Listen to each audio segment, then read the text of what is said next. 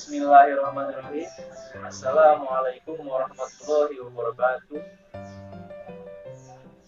Halo teman-teman, apa kabarnya semua? Semoga kalian selalu dalam keadaan sehat walafiat. Oke, sekarang Kak Dimas akan menjelaskan tentang materi fikih yang berjudul Berani Berkita. Harus teman-teman ketahui bahwa Islam adalah agama yang sangat mencintai kebersihan. Bisa kita ketahui dari sabda Rasul yang berbunyi At-tuhuru syatrul iman, yang artinya bersuci adalah separuh iman.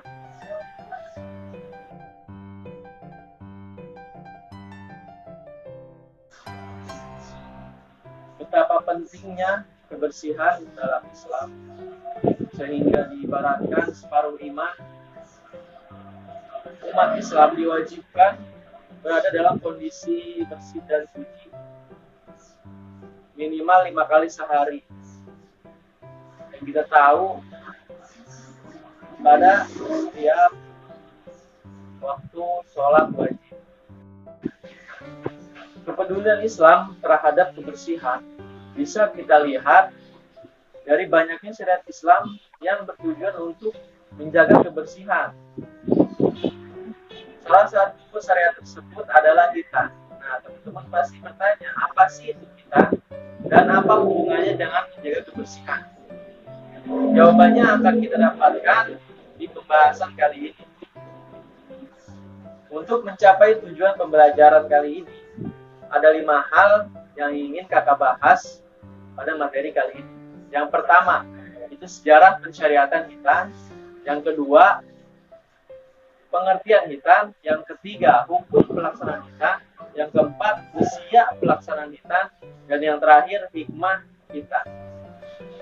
Sejarah pensyariatan hitan atau perintah yang diturunkan oleh Allah untuk melaksanakan hitan ini itu dimulai pada masa Nabi Ibrahim alaihissalam. Waktu itu Nabi Ibrahim alaihissalam dapat perintah dari Allah untuk melaksanakan hitan.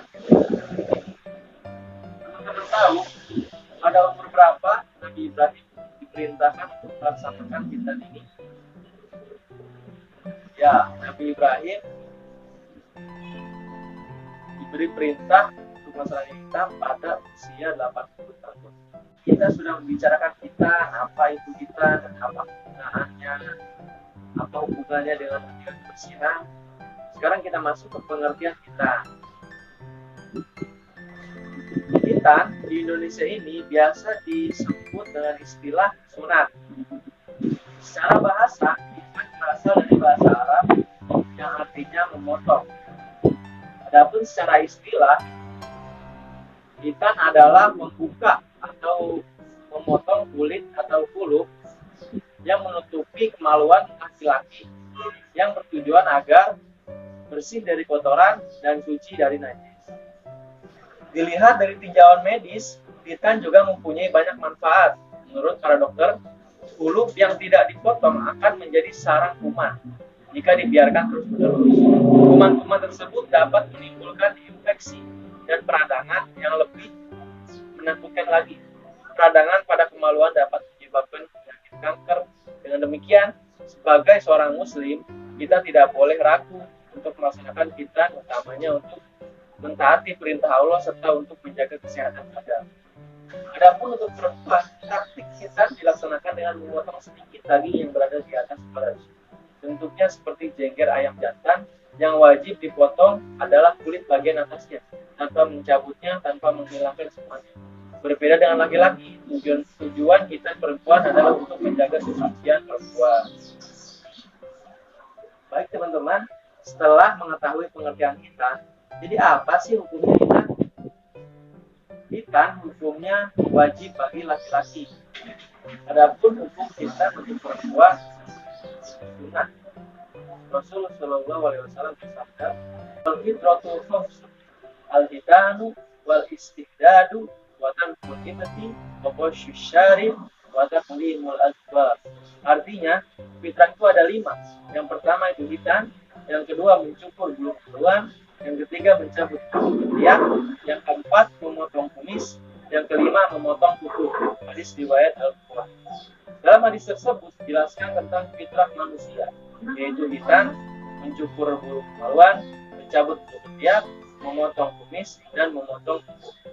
Berkenaan dengan hadis di atas, selayaknya kita mengikuti petunjuk Rasul dalam melaksanakan syariat kita, karena setiap sunnah Rasulullah SAW bernilai ibadah di sisi Allah Subhanahu wa Ta'ala. Bagaimana kita ketahui bahwa hitan sangat berpengaruh pada keabsahan sholat?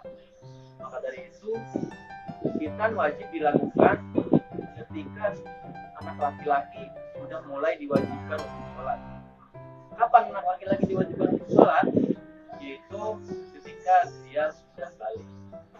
Secara syariat, tidak ada ketentuan usia dalam pelaksanaan hitan. Namun melihat pertimbangan tadi, para ulama membagi pelaksanaan hitan menjadi dua waktu.